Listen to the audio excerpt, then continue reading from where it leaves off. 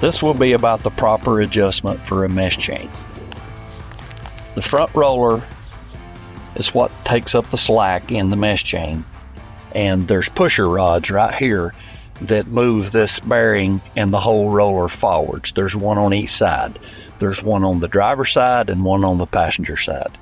As you adjust these, as you adjust this pusher rod to move this bearing forwards, you want to keep the same distance from the front of the bearing to the end of the rail on the driver's side as you've got on the passenger side. So as you adjust this, you want that front roller to come out parallel.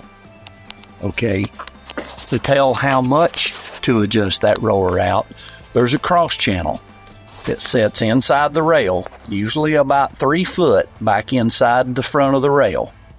And you can see the gap in it between that mesh chain and that first cross channel there.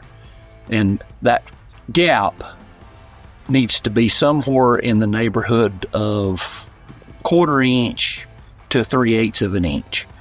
Okay, now there's more cross channels back in the machine, and the belly of that chain drags on those cross channels.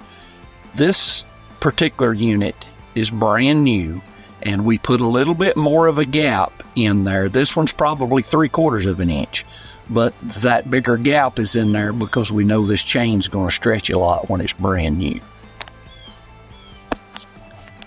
Okay, keep in mind when you adjust that out to have the same distance from the bearing to the end of the rail on both sides to make sure that that front roller stays parallel.